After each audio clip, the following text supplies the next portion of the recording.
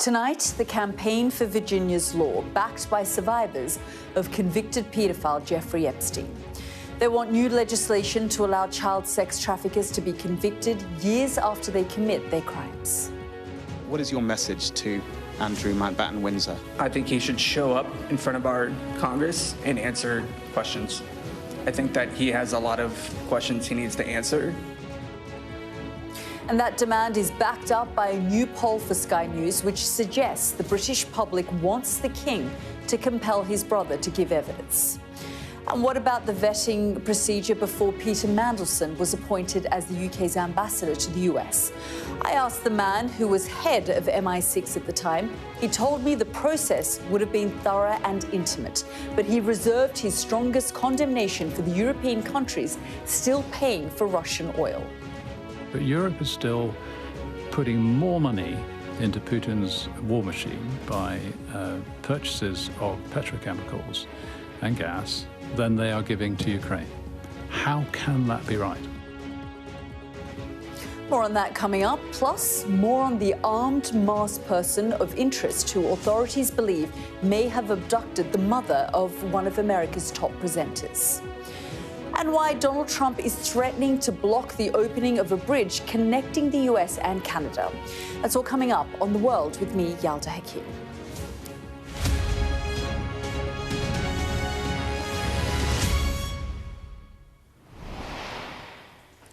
Good evening. They're calling it Virginia's law. Virginia Giuffre was raped by Jeffrey Epstein. Before her death, one of her main goals was to end the statute of limitations for child sex traffickers. She believed survivors should be able to come to terms with their abuse according to their own timeline. And today, her brother, senior politicians, and other women abused by the paedophile brought their demands to Washington. Have a listen.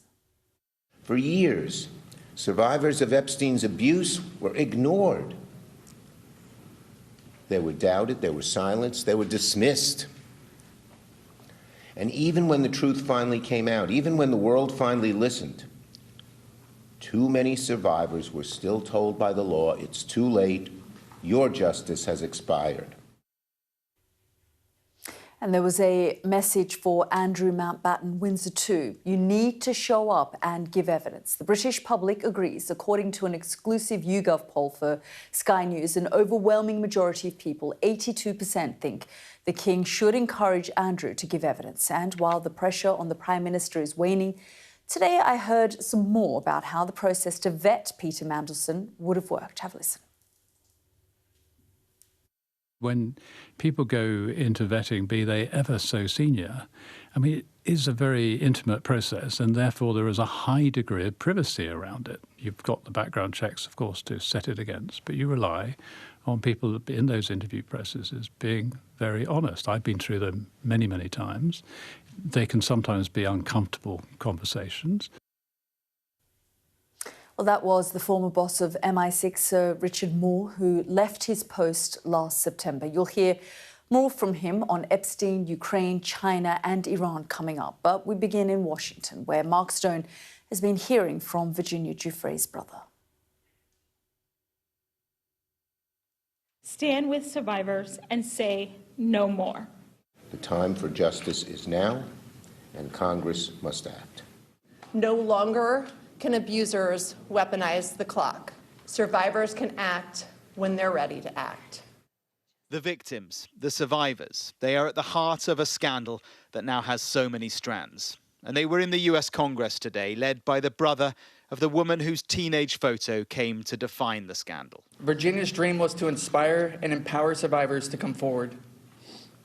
In a world that too often turns away from abuse and pushes it into the shadows, she wanted to bring light.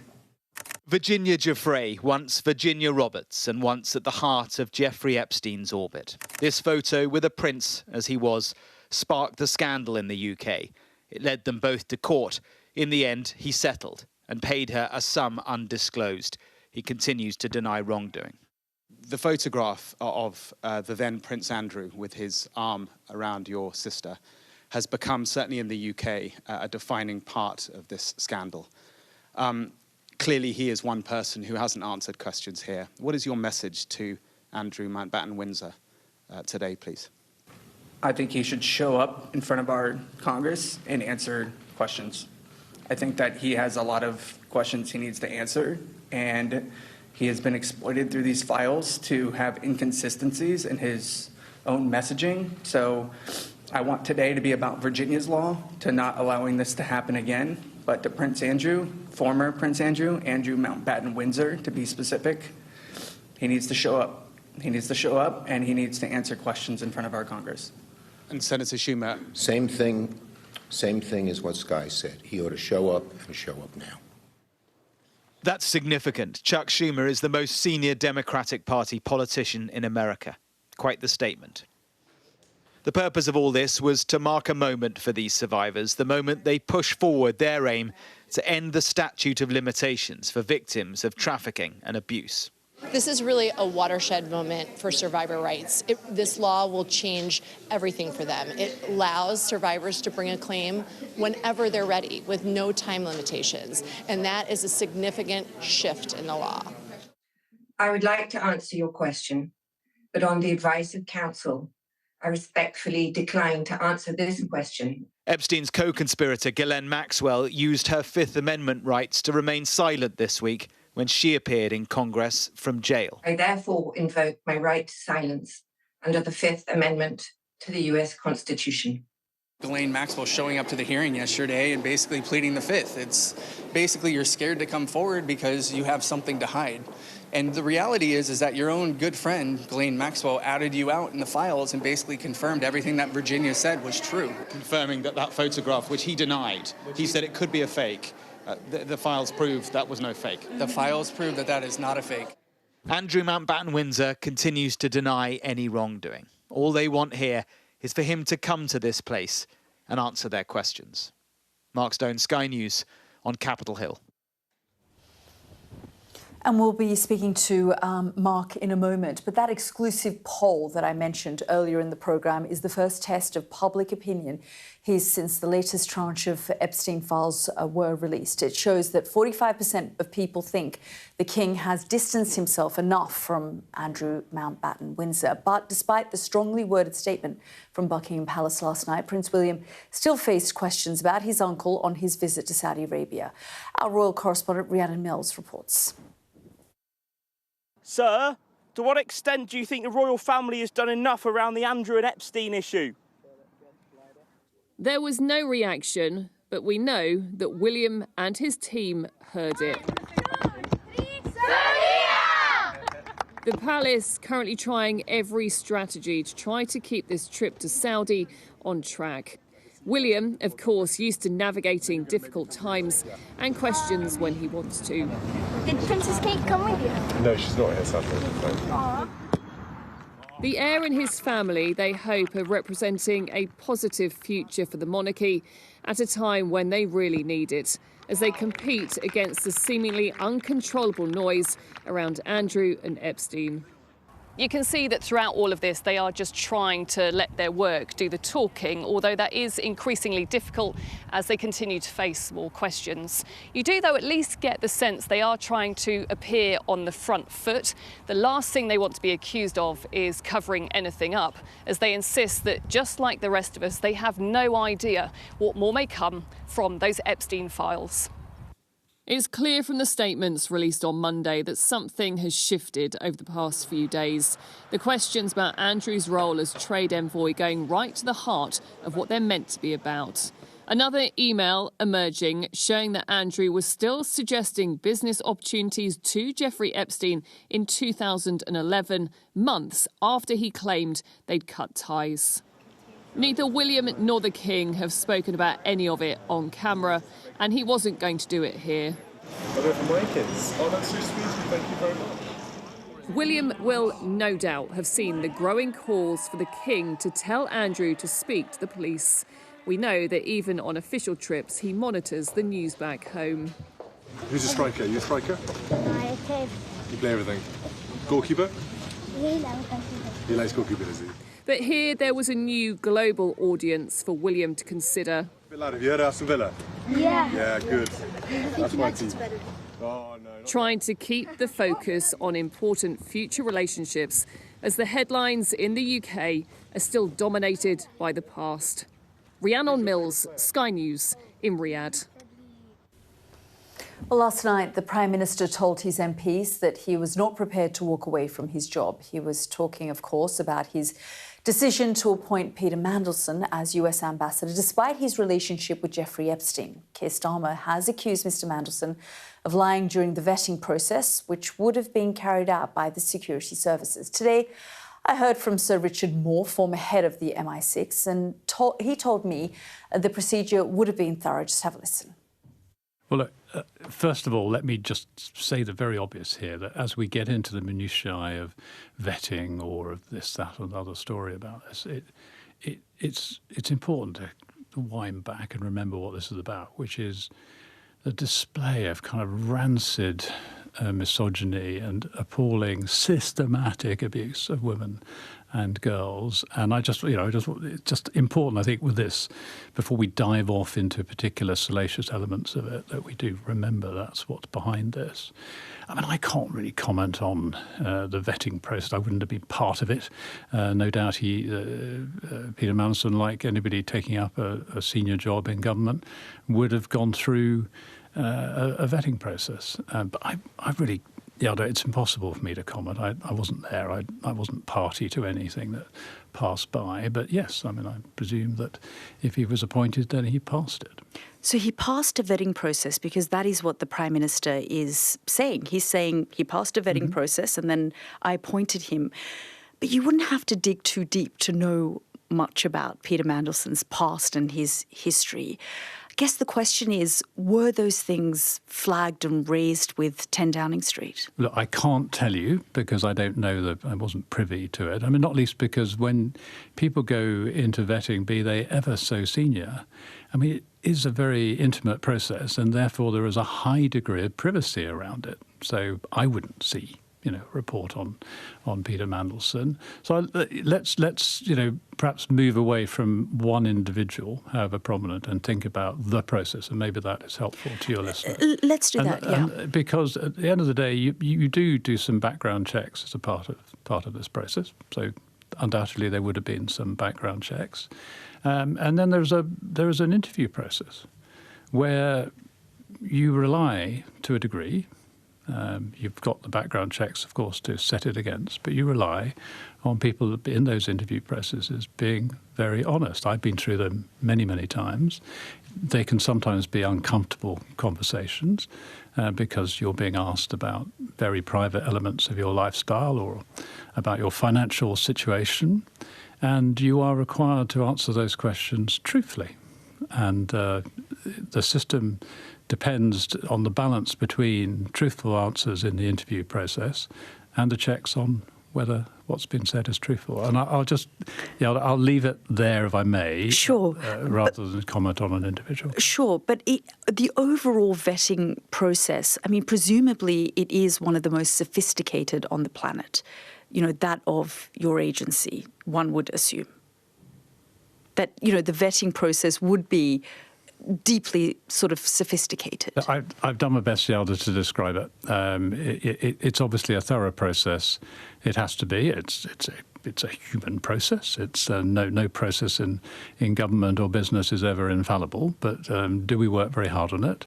Yes. Is it like it is because of history? Remember the developed vetting, as it's now called, used to be called positive vetting. System was brought in because of the traitors of the Cambridge Five, of those people who got through in a world where there was not that type of vetting process. And it was introduced in order to make sure that people don't join or take up positions who are unsuitable. What more can I say? I guess the question then is, and I know you want to move away from an individual, but can you share with us what MI6 knew about Lord Mandelson? No, I can't. Because by definition, if I knew it, I wouldn't be able to share it. But I'll say to you, I don't. I am not aware of anything. So, but I repeat what I said. You have to understand the sensitivities of this. This stuff does not get circulated around the building. So, the answer is I have no idea. Sir Richard Moore there, and you can listen to that full podcast if you go to our website or wherever you get your podcast. But with me now is our chief political correspondent, John Craig. John, I mean, it's always tricky speaking to a former spy chief. Don't give much away. They don't give much away. And, you know, I tried to ask him in different ways, but just some of your key takeaways from what he was saying there. Well, I think the key passage was where he said he wasn't privy to it, but explaining how the protest works, he says at the end of the day, you do some background checks. There would have been background checks, an interview process. And he said, you've got the background checks to set against it. You rely, this is the key sentence, you rely on people in those interview processes being very honest. And then he said, in those interviews, you're asked about very private elements of your lifestyle, your financial situation. You are required to answer those questions truthfully, he said.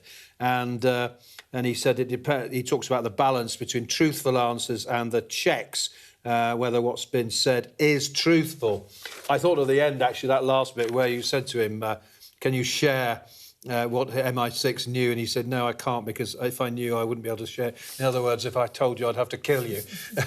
But let's just put that, let's compare what he said there with what the Prime Minister said in that exchange with Kemi Badenoch last Wednesday at PMQs. The Prime Minister said Mandelson lied repeatedly to my team when asked about his relationship with Epstein before and during his tenure as ambassador. He said, yes, there was due diligence, there's security vetting by the security services.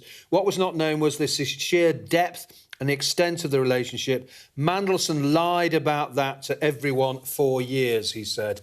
And then, of course, there was that question which Kemi Badenoch seized upon when she said to him, did the official vetting that he received mention Mandelson's ongoing relationship with the paedophile Jeffrey Epstein? He said, yes, it did.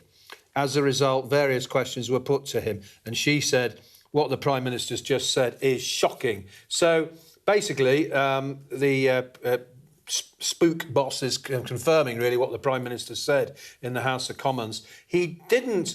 I wondered at first whether he was perhaps saying, oh, nothing to do with us, but he wasn't really. He was just saying that he wasn't involved, and he explained how the process worked. And clearly, as he said, you've got to give honest answers and you've got to tell the truth. And the Prime Minister says he lied and lied.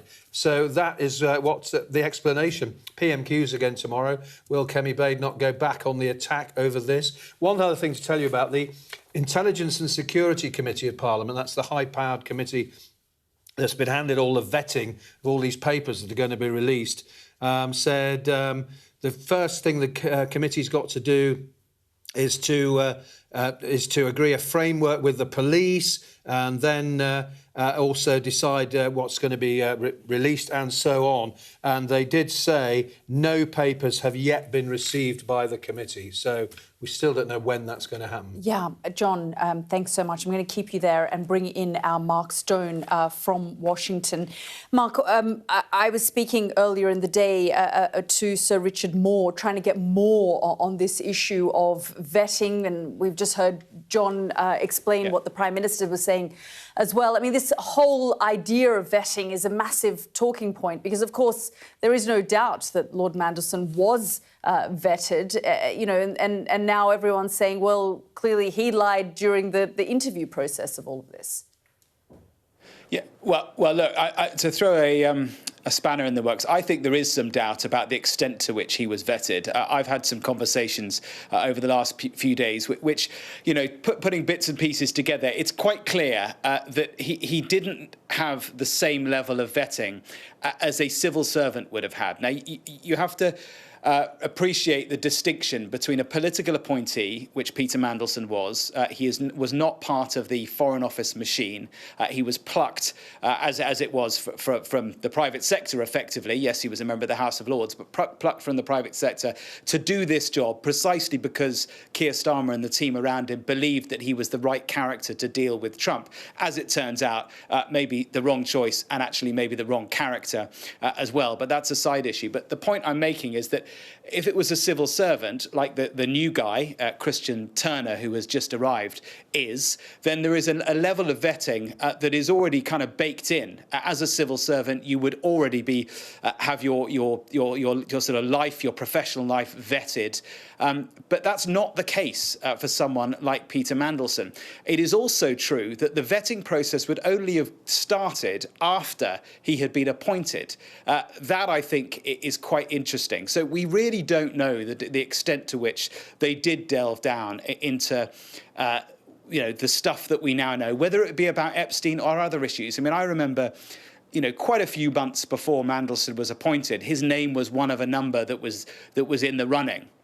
And at the time then, there were quite a lot of people here in America saying, well, we think he's got some ties with China that we're not particularly happy with. So, was that vetted by the British government? We simply don't know. It wouldn't be done by MI6. It would be probably done by the domestic intelligence agency. But that is a really important point, and I do not think we've got to the bottom of that. Very briefly, the second point that John was making about the paperwork that is now has to be released. That's going to be causing some deep unease here in Washington, because part of the process of revealing the private discussions that went on at the point at which Mandelson was appointed and the point at which he was fired might mean that other private information is made public, which could be very uncomfortable, for example, if they were discussing the special relationship, privately what they think of Donald Trump, all of that sort of stuff. If the British government is forced to make that public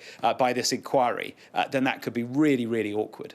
Yeah, absolutely. I'm going to keep you there, Mark, because, of course, it isn't just the Prime Minister, Lord Mandelson, who are under fire. The White House-backed Commerce Secretary Howard Lutnick has also been called. There are calls for his resignation. That's after emails emerged suggesting he visited Jeffrey Epstein's private island years after he claimed to have cut off ties.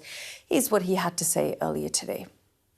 I met Jeffrey Epstein when I moved to a house next door to him in New York, right? And I met him then. Over the next 14 years, I met him 2 other times that I can recall. Over a 14-year period, I did not have any relationship with him. I barely had anything to do with that person. That was Howard Lutnick. And Mark, I mean, again, another politician under fire. He's admitted to having lunch with Jeffrey Epstein. Yeah, but I mean, honestly, not under fire in a way that, for example, Keir Starmer is. I mean, it is striking that here in the United States, the impact of the Epstein file release has not it's not been the same as it has been in the UK and in other countries across Europe. Howard Lutnick is under pressure. He's the only person under pressure, but it doesn't look like he's going to resign any time soon. And the White House, who we'll hear from in a moment, certainly have his back for now. It is remarkable, though, what has now come to light, because in a podcast in October, he was interviewed, and he described how in 2005 he had met Epstein. He was with his wife at the time, and he had seen massage tables in his house. And he said, he's on record in this podcast as saying to his wife back then in 2005 when he'd met Epstein, he said, "I will never be in a room with that disgusting person again." That's Howard Lutnick speaking in 2005. Many, many years later, he went as a guest to Epstein's private island. So he's got a lot of questions to answer. But as I say, the White House, for now, has his back. Here's Caroline Levitt. Secretary Lutnick today was testifying on the Hill, and he said that he had visited Epstein's island in 2012 with his wife and children, and that's after he said that he had cut ties with Epstein. And Justice Department documents show that he was in contact with Epstein through 2018 over messages. So does the White House stand behind Secretary Lutnick right now, or given what he has said today, has there been any shift in how the White House is viewing Secretary Lutnick's performance? No, Secretary Lutnick remains a very important member of President Trump's team, and the president fully supports the secretary. Caroline Levitt there. Mark, thank you so much. And before we let you go, John here has a bit of an update as well. Well, I was just going to say, in relation to what Mark was saying a moment ago about fears in Washington about what might be released. Of course, last Wednesday, there was this whole debate in the Commons about exemptions. There were 2 proposed by the government and eventually passed by the Commons in that vote after that climb down. The first was anything that would compromise national security, and the second was in relation to things that would prejudice international relations. So that's what Mark's talking about there. And now, of course, they've handed that responsibility for the vetting over to the Intelligence and Security Committee, because, of course, originally the government wanted the government to have the vetting role. And just finally, postscript, it was Morgan McSweeney, the man who's said to have recommended Mandelson. When asked, I advised the Prime Minister to make that appointment. I take full responsibility for that advice. John, Mark, thank you both so much. You're watching The World with me, Yalda Hakim. Still to come on the programme, the chilling images of a masked person in the suspected kidnapping of TV host Savannah Guthrie's elderly mother.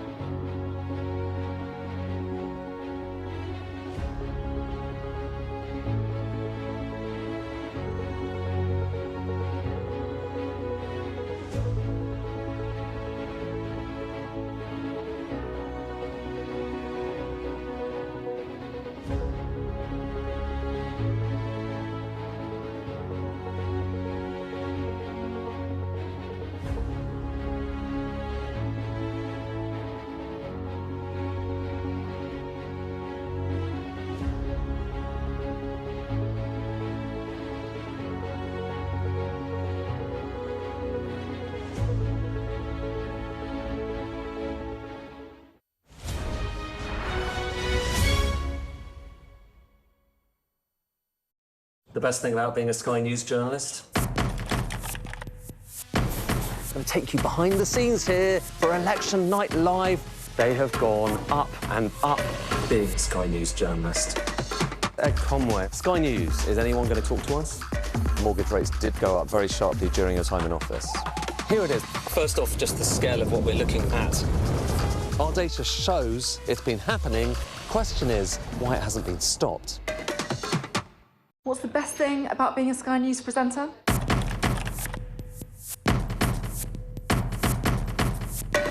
We've done the work and the reading, so you don't have to.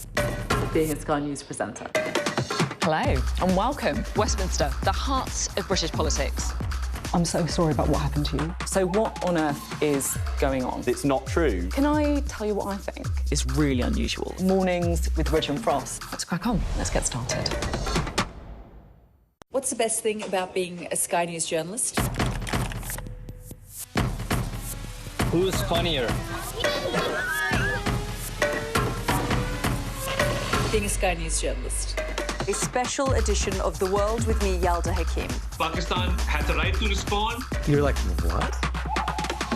Historic day here today. Congratulations, this is a huge moment. But what happens now?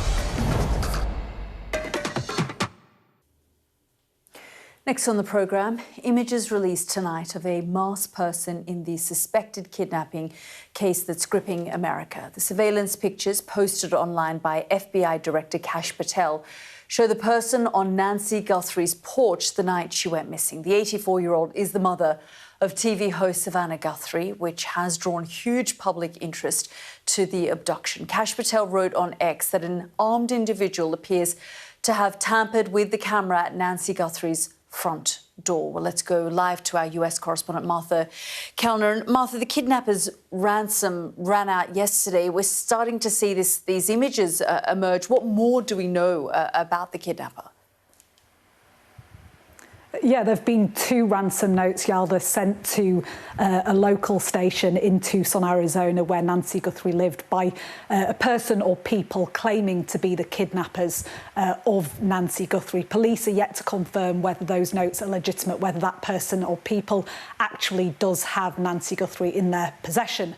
But this is the most stunning breakthrough yet in this case. These pictures and videos taken on the doorstep of Nancy Guthrie's home on the night that she disappeared, which show an individual dressed in a balaclava with only their eyes and mouth exposed. This person, this individual, police are not referring to as a suspect yet. They are referring to them as a subject of interest. But these are haunting pictures. You can see them on your screen now. This person wearing a glove, trying to cover up what is a doorbell camera equivalent to a Ring camera. You can see there the individual walking round looking for something on the floor. They then appear to lean down and grab some sort of shrub from beside Nancy Guthrie's porch. They then walk up to the camera and try and cover the camera with leaves. But, you know, this is the sort of the evidence that police have been looking for. So far, they've not been able to get hold of the pictures and videos from the cameras on the property because a lot of the cameras were removed during the course of this crime. So they're now appealing for anyone who recognises this individual to come forward. They'll be looking at all sorts of things, Yalda, in these pictures. The eyes, the mouth, the way that the person walks, the backpack that this person has on, hoping that someone may be able to identify some of those characteristics. Savannah Guthrie, who is the daughter of Nancy Guthrie, she's one of the best-known TV personalities here in the United States. She's been consistently pleading for her mother's safe return. She says that she still believes that Nancy is alive and out there somewhere, and she's begging the people thought to be her kidnappers to return her. Yeah, Martha, I mean, it certainly really captured the attention of the entire nation and certainly the White House as well. The President, Donald Trump, has spoken to Savannah Guthrie a number of times, and we've also heard Caroline Leavitt giving the press updates about it as well. Yeah, this is the case, Yalda, that is gripping the attention, captivating this country, and that includes the highest office in the land. Donald Trump is someone who watches an awful lot of cable network television. You know, he has the screens of all the major channels here in the United States, constantly going in the Oval Office. He's constantly tuning in, so he will know Savannah Guthrie very well. You know, he will know her face. He's spoken to her. He's told her that he's hoping for her mother's safe return. We're told that Donald Trump was watching live as these pictures were released by the FBI, and Caroline Leavitt, his press secretary, said that the president is appealing for anyone who recognises that individual to come forward in the hope that they can assist in this search for Nancy Guthrie. She's been missing now for over a week, but this does seem like a very big breakthrough indeed. Martha, thank you so much for that update. Well, earlier you heard Sir Richard Moore talking about Peter Mandelson earlier on in the programme. We spoke for more than 45 minutes today on war in Europe, which has now been fought for nearly 4 years. He was particularly vocal. He told me it was shameful that Europe is still putting more money into Vladimir Putin's war than it is giving to Ukraine. He described oil tankers being used in Russian shadow fleets as an ecological disaster waiting to happen, and he insisted it was right for the UK to continue talking to China. Just have a listen to some more of our conversation. We have to stick by the Ukrainians. And if we don't stand up to Putin and ensure that Putin does not win in Ukraine, then his stomach will grow with the eating, and you'd have to worry about whether he would be emboldened to test Europe in other ways. And we've seen the beginnings, haven't we, of drone intrusions and attempts around the Baltic states and Poland that we should pay careful attention to. And then behind Putin is Xi Jinping and the Chinese government. And I am very clear that Putin would have already have lost were it not for the Chinese support that he has garnered. So if you think of it in terms of a test, deterrence, the conclusions that would be drawn by Xi Jinping and Vladimir Vladimirovich Putin at the end of this, then you would have to say that staying in there and making sure that the Ukrainians win through in the end is absolutely vital. What lessons do you think they're taking away from how the West is handling the war in Ukraine? You know, we often see and hear from President Trump, flipping and flopping in terms of his support. Are they watching all of this carefully and taking note, whether it is about, taking over Taiwan, for example, or when they see President Trump's actions in Venezuela, are they taking notes? Well, let me deal with Putin first on that. He's just more comfortable than he should be. Doesn't mean to say he's entirely comfortable. I mean, the casualties now are astonishing, and even the Russians will struggle to replace that level of losses. So they continue to do appallingly badly on the battlefield. They still haven't captured Pokrovsk in, 18, 19, 20 months of trying. So that's not going very well. That should make him feel uncomfortable. The economic situation at home is worsening. He has completely mortgaged the Russian economy to the war effort. But he's still more comfortable than he should be, because we should be adding more pressure. We should be helping the Ukrainians more extensively than we are. We're also not seeing enough accountability by those states that are evading the sanctions, frankly, or continuing to buy Russian oil. I mean, President Trump is threatening, tariffs and sanctions, but we're seeing this continuation feeding into the Russian war machine. Well, I give President Trump some credit here. I mean, he's clearly changed some behaviours, particularly in India, and that's welcome, because you're right. A number of states have been cashing in on cheap oil, frankly, and even in Europe, one of the most shameful statistics that's out there is that Europe, I mean, it's admittedly concentrated in a handful of countries, but Europe is still putting more money into Putin's war machine by purchases of petrochemicals and gas than they are giving to Ukraine. How can that be right? I find that extraordinarily frustrating, given what is at stake. What would you call to happen, other than the sort of tariffs that we're seeing, Donald Trump impose and the kind of pressure he's attempting? Are you saying there should be sanctioning of those states? Look, the pressure has already, as I try to lay out there, both in the battlefield and in the Russian economy, the pressure is there. The measures that have been taken have not failed. They just take time to work, and they are beginning to work. And one of the problems for democracies is we're not very patient. We don't play the long game. We need to be patient. We need to see this out. And yes, is there more that we could do? Undoubtedly. At the end of the day, we all want the slaughter to stop in Ukraine.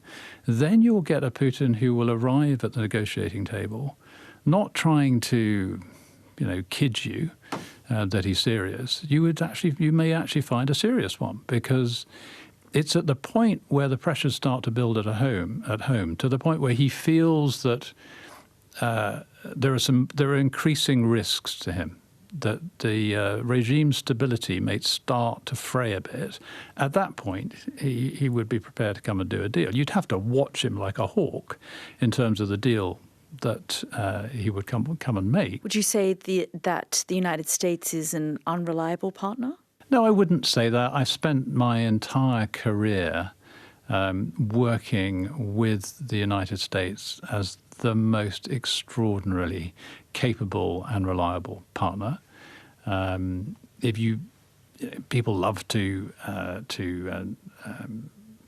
mock the notion of the special relationship, but sometimes over the years you get policy differences between the US and the UK, or US and Europe, or any other group of countries, and they can be highly disruptive. But the intelligence relationship keeps going because it's in the interests of both countries to keep it going. Have you, been forced to ever withhold intelligence because of those policy differences? I mean, I think of Ukraine earlier. I think of Venezuela earlier in the year.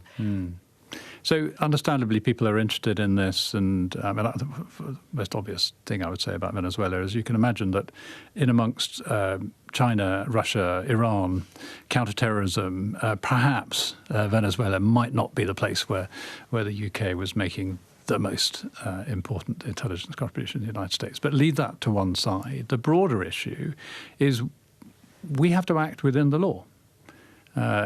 Everything that MI6 does has to be according to UK law. So by definition, sometimes you get differing legal opinions on the use of force, for example.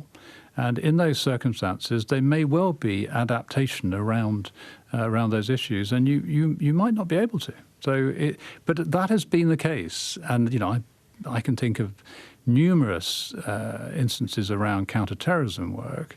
Let's talk about Iran, because, of course, we have been in the last few weeks hearing Donald Trump make very direct threats to the Iranian regime. What are your predictions about what may happen? Do you think that we will see the kind of strikes, perhaps targeted strikes or decapitation of the top leadership of Iran?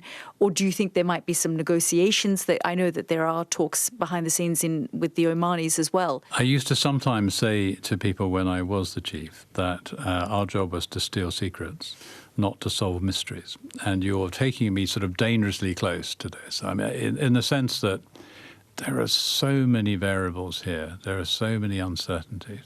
So, the president has been pretty forthright in what he said. There is US forces in some numbers in the region.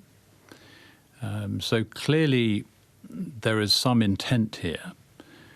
Whether that intent is going to end up in a military action or whether it is designed to force the Iranian regime to come to the table to negotiate a sensible deal on its nuclear and missile program, I think it's probably largely the latter. I would say that the risks of miscalculation are high when you have serious firepower in the region and you have a regime like the Iranians, which is in disarray. They have been badly beaten up last June by the Israelis and the US. They've just been through this uprising of their own people, which they've dealt with just unspeakable brutality. I remember as chief just being struck occasionally after incidents at the degree of autonomy that relatively junior commanders within the Iranian system had, within the IRGC. I want to just ask you, before we wrap up, about China. We saw the Prime Minister make a trip to China. We've talked about, this fracture between the relationship between the United States and this side of the Atlantic.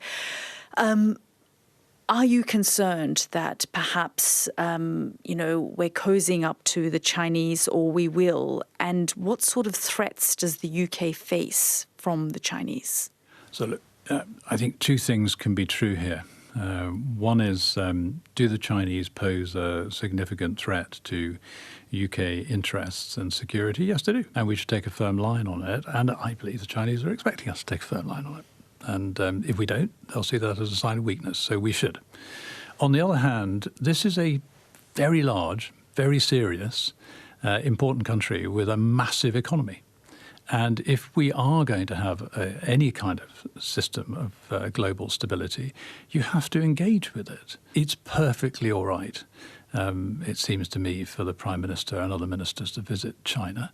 It will be perfectly all right for President Trump to go and visit there in April. I visited China as chief. It's important you have these communication channels. What you then say in the room, you need to be tough. So, I wasn't there, but I'm, confident that the Prime Minister will have delivered some appropriately tough lines with Xi. We started off talking about the state of the world and that you felt in your 5 years that, the world wasn't in a better place. What do you think is likely to happen over the course of the next 5 years? It's very difficult to predict where we're going to end up. Already, take the Ukraine war, 4 years of appalling slaughter in Ukraine. Second World War lasted only for 6, and it's extraordinary to think that we have a war in Europe that's gone on for 4 years. I desperately hope that we can find a way to get a fair peace for Ukraine over the next few years. I desperately hope that Iran can evolve into the type of country its people deserve. I hope we can do that, and we have to find a way, most importantly, of living with China and doing it not entirely on their terms, and do it in a way that makes sure that we retain our freedoms and our way of life and our economic security. That was Sir Richard Moore speaking to me earlier. This is The World with me, Yalda Hakim. Next up on the programme, why this is suddenly a bridge too far for Donald Trump. The president goes cold on a multi-billion-dollar new link with Canada.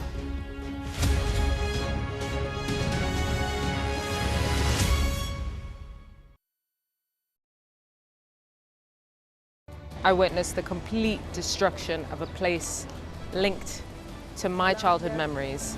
This is insane. I'm Yusra Al-Bagher, Sky's Africa correspondent based in Johannesburg, South Africa. I felt awe when we saw the mountain gorillas in Rwanda. We call him the king of the jungle. This is the alpha silverback. Sky News, get the full story first. There's a fresh look to your news from 10 on Sky News. It's a new show called The Wrap, every night of the week. We'll still bring you the day's biggest stories, but with more lively debate, more in-depth commentary, and more of what you need to know. Plus a look at what's making tomorrow's headlines. The Wrap. Everything wrapped up for you from 10 on Sky News. We're so used to seeing you with Rob. What's it like doing this kind of stuff when he's not here? Yeah, I miss him. He just inspired me to be a better person. He's shown us what living looks like in the toughest and most difficult of circumstances. I'm Greg Milam, and I'm Sky's Chief North of England correspondent. He had a beautiful death. This is about a dying person's choice to die peacefully when they want to, on their terms.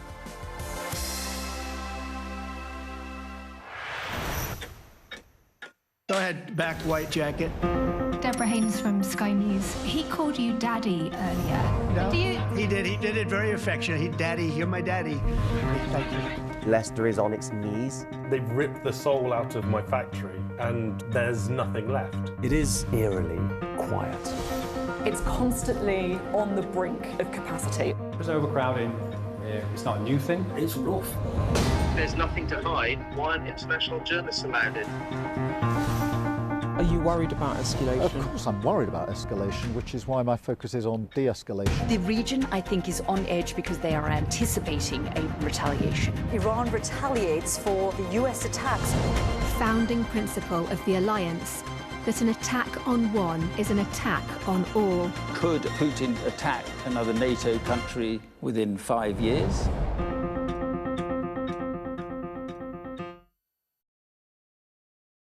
The best thing about being a Sky News journalist? I'm going to take you behind the scenes here for Election Night Live. They have gone up and up. Big Sky News journalist. Ed Conway. Sky News, is anyone going to talk to us? Mortgage rates did go up very sharply during your time in office. Here it is. First off, just the scale of what we're looking at. Our data shows it's been happening. Question is, why it hasn't been stopped. What's the best thing about being a Sky News presenter?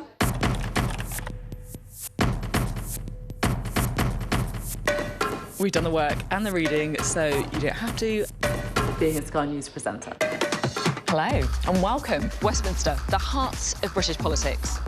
I'm so sorry about what happened to you. So what on earth is going on? It's not true. Can I tell you what I think? It's really unusual. Mornings with Richard Frost. Let's crack on. Let's get started.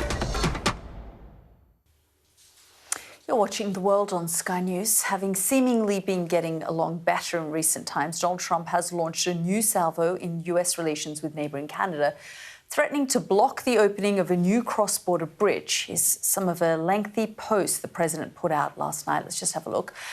I'll not allow this bridge to open until the United States is fully compensated for everything we have given them, and also importantly, Canada treats the United States with the fairness and respect that we deserve. We will start negotiations immediately.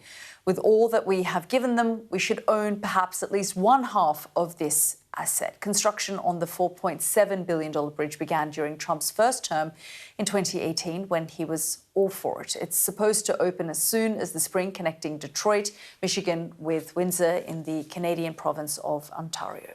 The bridge has been financed by Canada because the US refused to pay for it. The Canadian Prime Minister Mark Carney believes the issue can be resolved. Well, the White House Press Secretary Caroline Leavitt says President Trump has made his feelings clear to Mr. Carney. Have a listen. The fact that Canada will control what crosses the Gordie Howe Bridge and owns the land on both sides is unacceptable to the president. It's also unacceptable that more of this bridge isn't being built with more American-made materials, even more so than what President Barack Obama committed to with the Canadians at the time, at the start of the project. He also believes that the U.S. should own at least half of the bridge, have shared authority over what passes across it, and participate in the economic benefits generated by its use. This is just another example of President Trump putting America's interests first, and so he made that very clear in his call with Prime Minister Carney earlier today. That's Caroline Leavitt. Let's speak now to the Mayor of Windsor, Ontario, Drew Dilkens. Mr. Dilkens, thanks very much for joining us. I mean, Mark Carney said he'd had quite a positive conversation with President Trump, and then, of course, we saw these Truth Social posts. What's actually gone wrong here? God knows. No one really knows what's gone wrong here. Listen, the bridge is built. The entire span is built. The structure is built. The connections on both sides of the border, they connect to the interstate system on both sides of the border. It is ready to open. And so the thought that Caroline Leavitt's going to come out and suggest that President Trump wants more U.S. material put into the bridge, I've just got news for you. It's already constructed, and it was constructed, since about 2012. The work has been going on. In fact, it'll be almost 25 years from the time the conversation started to the time that it opens. And when I read comments from the president saying that there's no U.S. steel in the bridge, it's absolutely incorrect. Half the bridge was built with U.S. steel. The port of entry on the Michigan side built with U.S. steel. And of the 15,000 men and women who helped build that bridge and the ports of entry, 8,000 came from the United States. And so they really need to fact check. I know that's a problem for this White House, but they really need to fact check what's going on before they come out and launch missiles, so to speak, that are just full of nonsense. I mean, the history of this passageway goes back to the early 20th century, doesn't it? I mean, the relations and the connection has been there for a very, very long time. So my city connects with the city of Detroit. It is the busiest commercial border crossing between the United States and Canada. Every 4 days, $1 billion of goods crosses back and forth at this particular location. And you have the auto capital of Canada here in Windsor. On the other side, it's the Motor City, the U.S. auto capital. And the auto industry works on just-in-time delivery. And so having this most technologically advanced bridge ready to open, it'll be the most friction-free crossing between the U.S. and Canada. And for an industry that operates on just-in-time delivery, it is exactly what industry wants and certainly what people want as well. And so it's hard to believe that the president who started trade wars with every country around the world would want to further harm folks in the states of Michigan, Ohio, Indiana, Kentucky, who are going to benefit the most from seeing this bridge open. Who has paid for this? So Canada paid for the bridge. We paid about the equivalent of $5 billion to construct the bridge.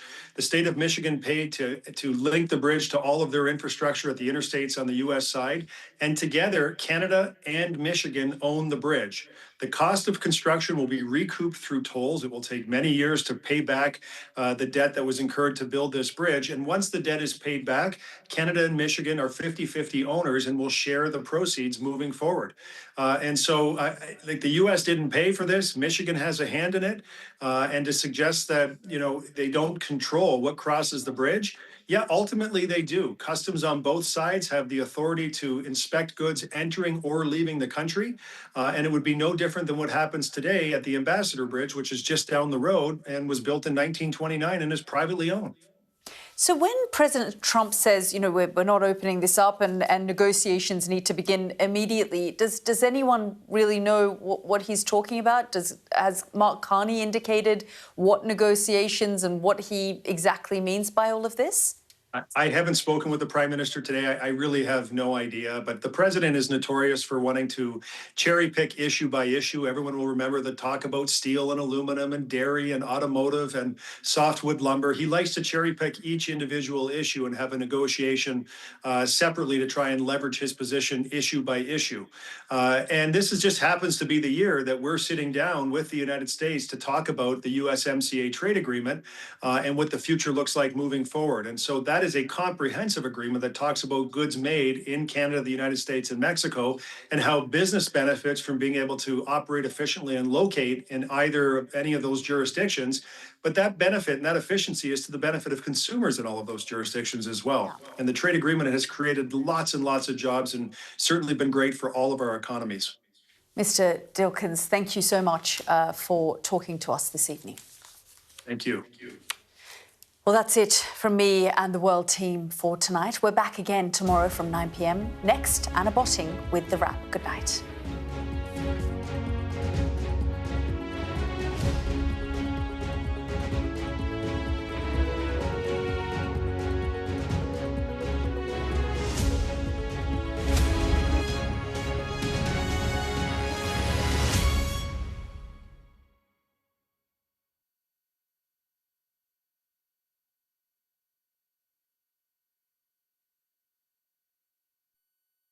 What's the best thing about being a Sky News journalist? Who's funnier? Being a Sky News journalist. A special edition of The World with me, Yalda Hakim. Pakistan had the right to respond. You're like, what? Historic day here today. Congratulations, this is a huge moment. But what happens now? The best thing about being a Sky News journalist? They call him the king of the jungle. Being a Sky News journalist. Yusra al-Baghir has this report. And this is what's left of it. As a woman of colour, how did the Harris campaign speak to you? People risk their lives to speak to us for this report. Mr. Zuma, Sky News. We're trying to see as much as we can.